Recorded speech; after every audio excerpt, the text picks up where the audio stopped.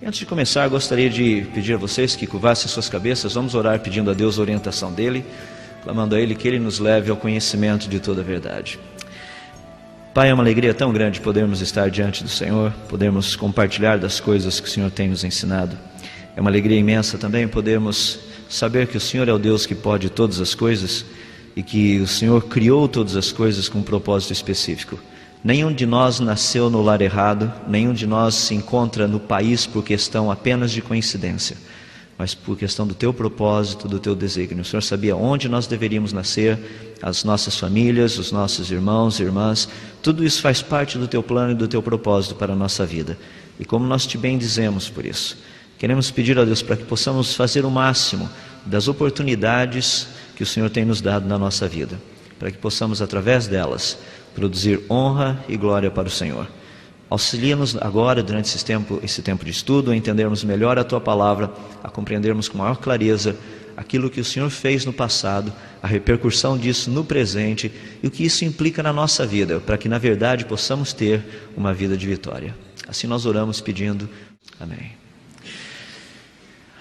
O Eros mencionou um pouquinho, eu só trago isso aqui só para o pessoal, fala assim: quem é você? Bom, eu já fiz muita coisa, já estudei em muito lugar. Aqui tem um pouquinho do que eu fiz lá no Max Planck, no Oak Ridge. Mas essa aqui não é a parte mais importante. A parte mais importante é essa, é a minha família. Eu sou casado, minha esposa está aqui, uma das minhas filhas, a Joyce, também está aqui. Eu digo isso porque normalmente as pessoas olham para cientista e acham que cientista é um cara doido. Tem razão, é doido também. Mas não é totalmente doido, ele tem família. E eu tenho minha esposa, minhas 3 filhas. E vou falar uma coisa que minha filha não gosta, mas nós temos um cachorro lá em casa. Na verdade, ele é um gato com tendências caninas. Estou me referindo a um poodle. Quem tem poodle sabe disso. Poodle é um gato que acha que é cachorro. E ele insiste em querer ser cachorro, mas não é. Tudo isso para quê? Para dizer que nós somos uma família bem normal. Disfuncional como todas as demais do planeta. Então a gente se sente bem à vontade. Sobre a questão do dilúvio, algo que é muito importante, e eu gostaria de tratar um pouquinho, como vocês estão vendo aí, a respeito do que foi a humanidade antes do dilúvio, alguns conceitos, porque nós temos uma ideia muito errada da vida de Noé, dá a impressão que Noé era aquele cara que construiu um barquinho porque armou o maior temporal e ele tinha que dar um jeito na vida, porque senão ele ia se molhar. O dilúvio não foi bem assim. Só para vocês terem uma ideia, abram suas Bíblias no livro de Gênesis, capítulo 6. Gostaria de começar lendo verso 5, Gênesis capítulo 6, verso 5. Eu vou ler apenas alguns versículos, só para vocês terem uma ideia do contexto. O Senhor viu que a perversidade do homem tinha aumentado na terra, e que toda a inclinação dos pensamentos do seu coração era sempre e somente para o mal. Então o Senhor arrependeu-se de ter feito o homem sobre a terra. Isso cortou-lhe o coração. Disse o Senhor: farei desaparecer da face da terra o homem que criei, os homens e também os grandes animais e os pequenos e as aves do céu. Arrependo-me de havê-los feito. A Noé, porém, o Senhor mostrou benevolência. Eu fico impressionado com esse texto, porque se você ler os capítulos anteriores, é praticamente aquilo que Eros estava descrevendo a respeito da família de José. Nós viemos de um contexto disfuncional por causa do pecado, totalmente. Então vamos olhar um pouquinho a respeito dessa questão toda que nós temos. Deixe-me tratar um pouquinho, a nível, portanto, do que nós conhecemos e que a Bíblia trata do contexto pré-diluviano, a nível de tecnologia. Nós temos uma informação que nos vem através da evolução, que os homens primitivos, eles eram extremamente primitivos. A Bíblia nos dá um contexto um pouco diferente. Pensa só, o caso de Adão, ele deu nome a todos os animais num único dia.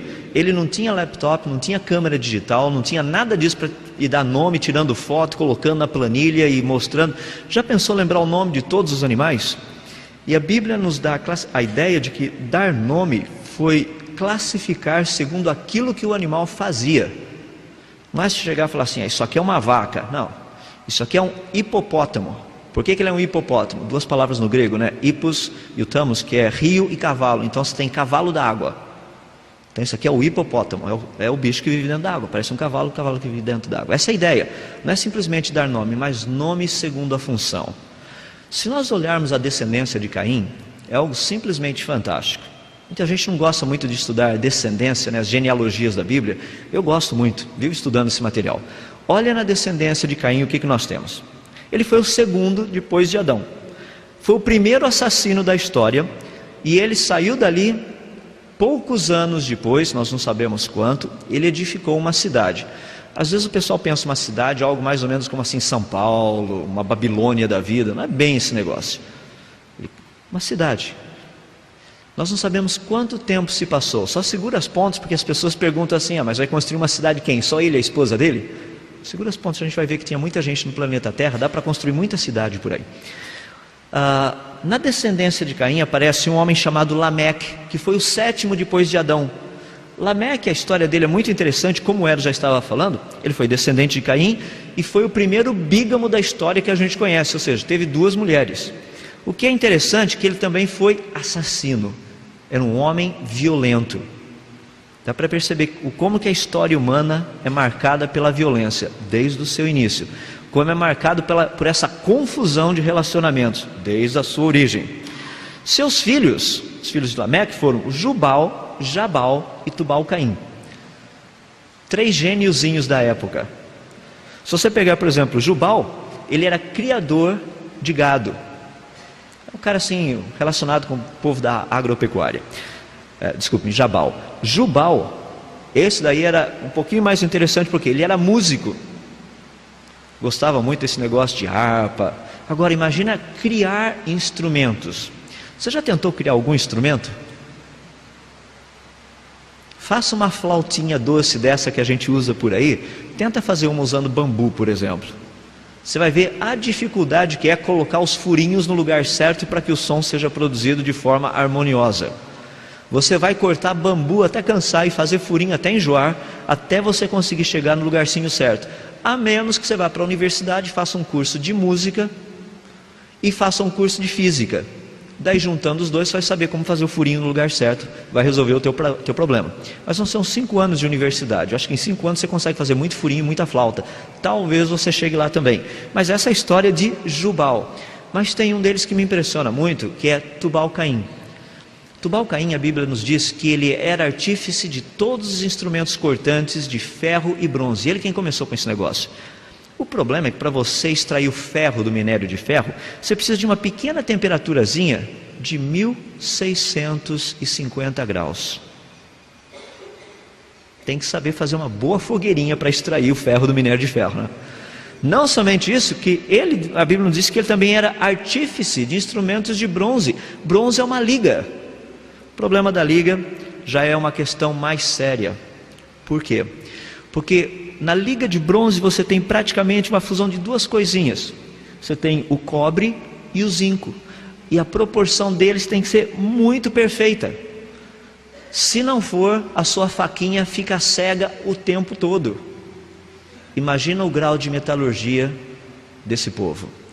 Enquanto a história nos fala do homem da caverna e da idade da pedra, a Bíblia está nos falando do povo da metalurgia e da siderurgia. Um pouquinho diferente da história que a gente ouve nas nossas escolas. E isso tem evidência científica. Essa é a parte que é fascinante. Bom, só um pouquinho a respeito desse povo aí. Dentro da cronologia, só para nós termos uma ideia, que vocês estão vendo um pouquinho das idades. Adão tinha 130 anos quando ele gerou um filho, a sua imagem e semelhança, que era Sete. E depois que ele gerou a Sete, Adão viveu ainda 800 anos. Adão viveu 930 anos. E se você for olhando toda a história desse povo pré-diluviano, você vai perceber que o dilúvio de Gênesis ocorreu no ano 1656, depois da criação de Adão.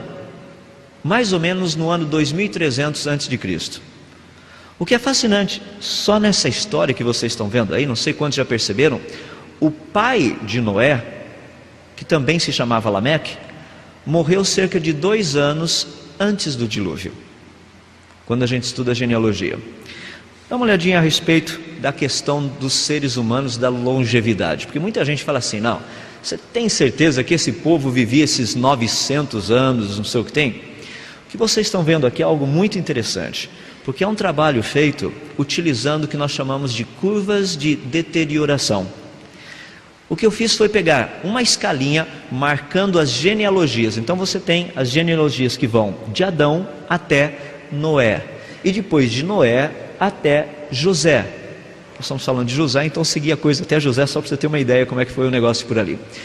Praticamente o que nós percebemos que de Adão até Noé, a idade média é de mais ou menos 900 a 950 anos. Tem um pontinho ali embaixo que aquele lá é Enoque. O caso de Enoque vocês conhecem, né? Tá aquele negócio, Enoque andava com Deus e Deus andava com Enoque, Enoque andava com Deus e Deus andava com Enoque. Um dia Deus chegou para Enoque e falou, Enoque, o caso é o seguinte, ó, você está muito mais perto da minha casa do que da sua, vem para casa, aproveite e já fica por aqui. Enoque foi arrebatado e foi embora para o céu, ninguém mais ouviu falar de Enoque por aí. Essa foi a ideia mais ou menos. Por isso que Enoque aparece ali, tendo desaparecido com a pequena idade, um jovem de 365 anos. Você vê que ele desapareceu ainda novo, ou seja, na flor da idade, literalmente. O que é fantástico quando nós estudamos a respeito disso é o seguinte: vocês estão percebendo os pontos daquela curva? Quando nós fazemos um estudo utilizando sistemas de deterioração, que são o seguinte: imagina que eu tenho um milharal. Meu milharal, todos os pés de milho estão perfeitos, certinhos. De repente dá uma praga no meu milharal. E essa praga começa a detonar os meus pés de milho. A pergunta é, quantos pés de milho ainda estariam bons à medida que o tempo for passando? Então você começa com todos os pés de milho bons. À medida que o tempo vai passando, a quantidade de pés de milho bons vai diminuindo. A curva é exatamente essa que a gente vê ali. O que é interessante é que para você chegar com seres humanos na faixa de 100 a 120 anos, você teria que ter começado com seres humanos na faixa de 900 a 1000 anos. Pela própria matemática, a Bíblia nos dá os parâmetros corretos. Agora, já pensou que legal? Fico pensando, puxa vida, Noé ter vivido 900 e não sei quantos anos, Matusalém 869, Adão, por exemplo, 930 anos. Imagina só, com 930 anos, ó, se você fizer os 120 cursos na área de ciências que você tem por aí, está na área de faculdade, vamos arredondar tudo, são 120 cursos, 5 anos por curso, você teria 120 diplomas em 600 anos, e teria mais 350 anos para praticar o que você quisesse ainda. Você não acha fantástica a ideia? Pensa só o quanto que Adão não deveria conhecer e o que ele deveria saber. Agora, nós usamos apenas, no máximo, 10% da nossa capacidade. No máximo. Isso aí, os gênios, tipo Albert Einstein, esse povo aí usava 10%. Eu e você estamos assim na faixa dos 3%, naquele dia que a gente está animado assim a pensar. Tá? E olha lá ainda. Já imaginou de toda a nossa capacidade, com tudo isso que Deus nos deu, usando 3%? Imagina esse povo usando 100%. O que nós vemos é que essa questão do que a Bíblia nos oferece a nível de uma idade é precisa. Bom, quando nós tratamos a respeito disso, uma das pequenas perguntas que as pessoas sempre fazem é o seguinte: mas e na época de Noé, quando Noé, ali no dilúvio, tinha muita gente na terra? Bom, tinha um pouquinho. Por exemplo, estou pegando aqui o que nós chamamos de crescimento malthusiano. É uma equação que foi desenvolvida para a gente poder calcular o crescimento populacional. Eu peguei metade do índice de crescimento do planeta Terra, só metade. Não estou considerando que os seres humanos viviam 900 anos, estou considerando que eles vivem a mesma quantidade que a gente vive por aqui, os seus 70, 80 anos por aí, mais ou menos desse jeito. Tá? Fazendo a mesma aplicação. Se eu pegar todos esses cálculos, começando com 2 pessoas, esperando o tempo de 1656 anos, olha que interessante, na época do dilúvio nós teríamos quanto? 4,5 bilhões de habitantes no planeta Terra. Se você considerar a questão de guerras e tudo mais, são outros fatores que a gente coloca no meio, violência muito grande, você chega numa população estimada de 700 milhões a 2 bilhões de habitantes no planeta Terra. Você já sentiu oposição na sua vida? Imagina Noé. Não tinha um único no planeta, nenhum, com que ele pudesse compartilhar a fé que ele tinha. Está tratando de um cara desafiando um planeta inteiro? Sem a menor sombra de dúvidas. Eu fico impressionado com a vida de Noé e o tamanho da vitória que Deus trouxe para ele. Ele não teve medo de desafiar o resto da turma toda. Deus fez uma proposta, ele nem discutiu a proposta, como nós vamos ver um pouquinho depois. Só alguns aspectos para nós entendermos então essa sociedade na qual Noé vivia. Primeiro, o pessoal vivia bastante. Sim, eles viviam muito. Eles eram assim de uma estatura um pouquinho maior que a gente. O registro fóssil mostra isso. Muitos dos fósseis arcaicos, fósseis humanos arcaicos, mostram seres humanos assim, os mais baixinhos, ou seja, os menores, estavam mais ou menos na faixa de uns 2,10 metros de altura. Ou seja, eu e você hoje seríamos tampinhas perto desse pessoal. Já imaginou você chegando na época pré-diluviana, o povo olha e fala assim: nossa, de onde vieram esses pigmeus aí? Eu e você seríamos pigmeus perto do resto da turma. Ou seja, homens de grande estatura, gigantes. Também nós sabemos que eram homens valentes, a Bíblia fala disso. Gente, que não era pouca coisa não. É muito interessante porque os sumerianos, eles têm uma lista de reis pré-diluvianos.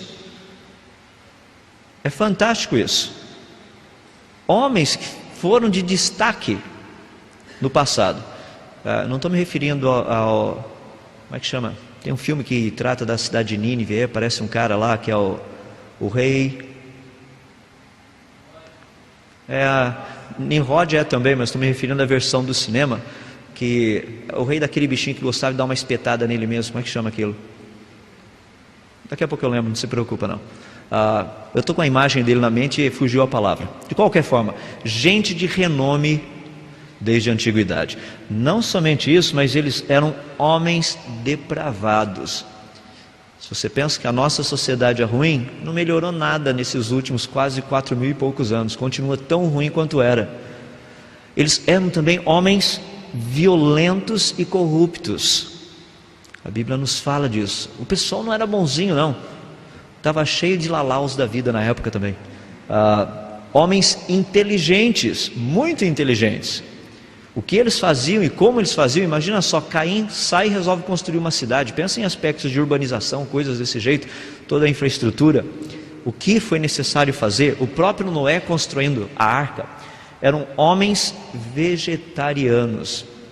Isso aí agora pegou sério, né? Porque o pessoal agora na hora do almoço vai falar: não, isso aí não, como é que pode uma coisa dessa? Só por curiosidade, abram suas Bíblias lá em Gênesis capítulo 1. Que eu acho muito importante, isso aí tem tudo a ver com o que nós vamos tratar quando falarmos dos animais na arca. Verso 29, Gênesis capítulo 1, verso 29. Deus diz o seguinte: disse Deus: eis que lhes dou todas as plantas que nascem em toda a terra e produzem sementes, e todas as árvores que dão frutos com sementes, elas servirão de alimento para vocês.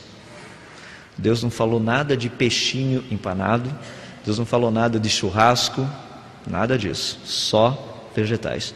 Mas olha os animais no verso 30 também. E dou todos os vegetais como alimentos a tudo o que tem em si fôlego de vida, a todos os grandes animais da terra, a todas as aves do céu e a todas as criaturas que se movem rente ao chão. E assim se foi. Só tinham herbívoros. A gente vai tratar um pouquinho disso depois, não agora. Dá para ter uma ideia então do contexto desse povo antes do dilúvio. Alguns aspectos geológicos que eram muito importantes, só para a gente ter uma ideia. Primeiro, a Bíblia nos fala de uma agropecuária, ou seja, o pessoal já cuidava desse negócio, não para alimentação com animais, mas dos produtos diretos desses animais, por exemplo, leite, coisas desse jeito, ovos. A Bíblia também nos fala de mineração e siderurgia, como eu já mencionei para vocês. Era parte do pacote, parte da vida desse pessoal. A Bíblia também nos fala de entretenimento. Vai fazer flauta, todos esses negócios aí para quê? Parte do contexto da vida. Também a Bíblia nos fala de riqueza, de valores. A Bíblia também nos fala de urbanização, da ideia de construção de cidades, do povo vivendo de uma forma estruturada. A Bíblia também nos fala de grandes projetos de engenharia, que era um povo que idealizava, bolava e pensava e fazia coisas. E a Bíblia também nos fala de uma sociedade extremamente violenta e corrupta. Isso é um pouquinho do contexto que nós temos, só para você se localizar dentro da vida de um homem chamado Noé. Quem era ele? Mas vamos olhar um pouquinho também o mundo onde ele vivia, tirando as pessoas. A Bíblia nos dá uns conceitos assim que são 10 nessa área. Imagina só, havia um único supercontinente, a Pangeia. A gente sabe disso. A Bíblia nos diz lá em Gênesis, na criação do terceiro dia, que Deus diz o seguinte, que para surgir ou aparecer a porção seca, era uma, não as porções secas, uma única porção, um supercontinente, a Pangeia. A Bíblia nos fala de uma abundância de vida vegetal. O registro fóssil mostra isso. A abundância da vida vegetal no passado foi algo surpreendente, muito grande. A Bíblia também nos fala da abundância da vida animal. Já imaginou que legal você passeando assim, de repente passa um diplodocus bem na sua frente? Clunk, clunk. Diplodocus era um dinossauro, bem grandão assim. Daqui a pouco você vem, passa perto da sua cabeça, dá uma baixadinha assim, um Quetzalcoatlus, 13 metros de envergadura, um pterossauro. Passava assim num voo rasante perto de você, e você olha o seu filho em cima dele. Fala, moleque, o que você está fazendo aí? Não, pai, eita. De ultraleve aqui, pai, olha, 10 vezes, ia embora. Todo esse contexto, era uma vida animal e vegetal exuberante, fantástica. Nós temos um negocinho pequenininho disso aí, quando a gente olha no registro fóssil. Para aqueles que pensam que os fósseis só mostram animais primitivos, existem fósseis de girafa, fósseis de galinha, de papagaio, de hipopótamo, de cachorro, do que você puder pensar. 75% de todo o registro fóssil é de animais e plantas conhecidas. Todos eles são conhecidos. A gente sabe, conhecemos os animais, as plantas, tudo certinho. Ou seja, pré-dilúvio, situação pré-dilúvio era um negócio muito bonito. Não somente isso, como havia um extenso sistema hidrológico no planeta. Não chovia. Coisa chata, né? Já pensou? Todo dia, você sabe, pode ser, tem sol, oba, vai chover, não se preocupa, nunca chove. Ué, e como é que a terra funcionava? A Bíblia nos diz que pela manhã tinha uma pequena neblina que regava todo o solo. É o melhor e o mais eficiente sistema. Se você jogar uma aguinha de manhã cedo no seu jardim, a hora que o sol nasce, essa água já penetrou. Se você jogar a água depois que o sol nasceu, ele evapora, só um pouquinho fica lá na terra. Sistema perfeito. Outro, sistema atmosférico diferente, a gente sabe disso. Tanto é que Noé resolveu fazer um suquinho de uva lá e o cara ficou bêbado. Pensou que legal? Noé era, poxa, ele trabalhava com isso antes. Ele era fazendeiro. Um bom fazendeiro, por sinal. Agora, vê que coisa interessante, alguns estudos que nós temos feito nessa área, existem algumas câmaras chamadas câmaras isobáricas. É para o pessoal que acaba de sair da cirurgia. Ela tem praticamente 2 vezes a pressão atmosférica que nós temos. Ela tem uma quantidade, ou seja, proporção de oxigênio, O2 e CO2, diferente da proporção que nós temos hoje. Tem um pouquinho mais de oxigênio. Quando você coloca isso, sabe o que é fantástico? Pega uma pessoa que acabou de sair da cirurgia e coloca ali dentro. Pega uma outra que teve uma cirurgia exatamente igual, coloca num outro quarto normal. O que ficou na câmara isobárica, que tem essa pressão atmosférica maior, quantidade de umidade um pouquinho diferente, proporção de oxigênio e carbono, dióxido de carbono diferente, essa pessoa vai se restabelecer em aproximadamente 1/10 do tempo que necessitaria uma outra pessoa. Já pensou no dilúvio? Pré-dilúvio, quer dizer, você faz um corte na sua mão lá, qualquer coisa, deu uma ralada no espinho, alguma coisa, 1/10 do tempo praticamente que demoraria para você sarar hoje, você estaria sarado ali. A ideia é boa, né? Acho que seria uma situação assim muito agradável. Isso é o contexto pré-dilúvio. Não somente isso, já mencionei a questão do nível de CO2, a outra, a uniformidade climática no planeta. Eu vou lá para o pessoal, vamos lá mais para o norte um pouquinho, devo levar roupa quente ou roupa fria? Estou vendo, tem gente aí que veio mais do norte, nordeste para cá, né? Veio assim, olhou e falou, poxa vida, um calorão tão bom aqui, ó, gente, vai estar muito legal lá no sul. E o pessoal vem para cá, olha só que tempo maravilhoso no sul. Chuvoso, frio, melancólico, tudo isso junto de uma vez só. Mais uma condição climática pré-diluviana, pelo menos o que a gente tem visto no registro fóssil, que bate certinho com o que a Bíblia nos dizia. Havia uma uniformidade climática no planeta. Já imaginou que bom? Você pegaria sempre a mesma malinha de roupa, independente do lugar que você fosse? Não precisa levar casaco, não precisa levar luva, não precisa levar cachecol, nada desse negócio, manta. Não, só pega a sua malinha e vai. Uniformidade climática. Isso é um pouquinho, isso não é o planeta, isso é um outro planeta. Isso é um pouquinho do que nós estudamos e conhecemos do planeta Terra. Muitas ideias têm surgido, uma delas, que eu menciono bastante do aspecto geográfico, é a ideia da Pangeia. A Bíblia trata dessa ideia da Pangeia no primeiro livro. Essa ideia da Pangeia foi uma ideia sugerida no comecinho do século passado. Dá para ter uma ideia como as coisas rolam, né? Toda essa ideia, Gênesis capítulo 1, versos 9 e 10, quando Deus diz: ajuntem-se as águas debaixo dos céus num só lugar, e apareça a porção seca. E assim se fez. A porção seca chamou Deus terra, e ao ajuntamento das águas, mares. Nós vamos ver um pouquinho, depois quando tratarmos das águas do dilúvio, que os oceanos primitivos, eles tinham uma salinidade muito menor do que a salinidade que a gente encontra no mar hoje. Ou seja, a água não era tão salgada assim, era mais agradável, uma quantidade de sal muito melhor, assim. O sal do oceano está meio destemperado agora, né? Está meio salgado a coisa. Antes era assim, meio medicinal o negócio, que a gente vai poder dar uma olhadinha. Então, sobre a Pangeia. Só para terminarmos a respeito da vida de Noé, quem foi ele? Ele foi o 10º depois de Adão. Nasceu no ano 1056 da criação, morreu no ano 2006 da criação, depois da criação. Praticamente Abraão tinha 58 anos de idade quando Noé faleceu. Já pensou que legal? Se Noé quiser saber direitinho como é que foi o negócio do dilúvio, era simplesmente fazer o quê? Abraão, era só ir lá e conversar com Noé. Noé chegando para Abraão, falando: Abraão, hein? Paizão da fé, não? Bom, ele ainda não era, tinha muita coisa, muito chão para rolar para ele chegar lá. Mas Abraão e Noé foram contemporâneos. Outra que é interessante, Noé viveu 950 anos. Ele viu até a 10ª geração de seus filhos.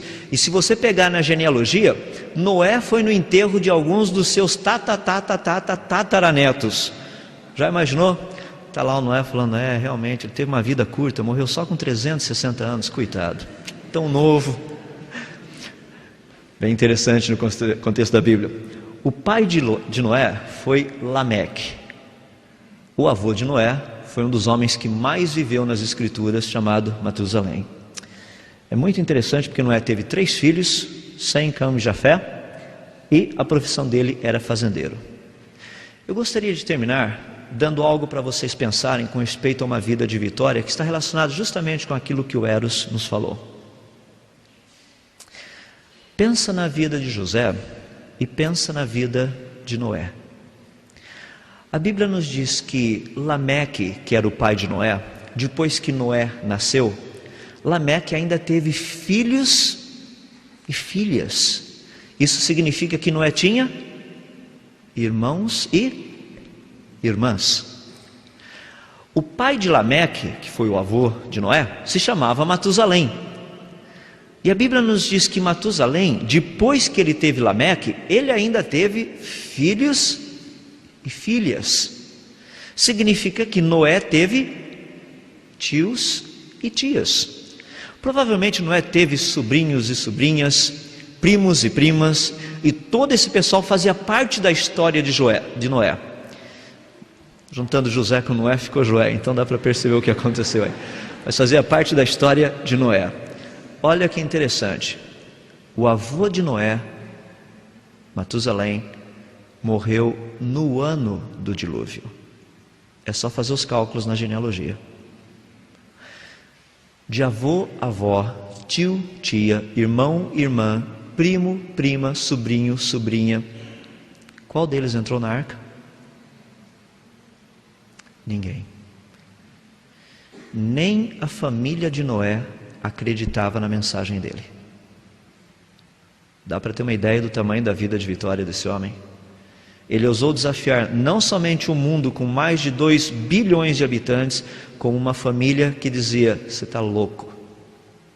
Porque se eles acreditassem, eles teriam trabalhado juntos, estariam dentro da arca. Mas só Noé e a sua família entrou na arca. Ninguém mais. Existe um preço para uma vida de vitória, sem dúvida. De vez em quando todo mundo vai chegar para você e falar assim: você está nadando contra a correnteza. Noé nadou contra a correnteza o tempo todo, até dentro da arca. Mas foi uma vida de vitória. E daí a gente vai poder estudar um pouquinho mais a respeito dele, sobre o dilúvio, e entender por que ele teve uma vida de vitória. O que fez com que ele acreditasse em Deus, cresce em Deus. Como a Bíblia propriamente nos diz no livro de Hebreus, no capítulo 11, dizendo que Noé, ele viu coisas que não eram visíveis na sua época, mas creu, e por ter crido, ele fez exatamente aquilo que Deus tinha proposto para ele, uma vida de vitória.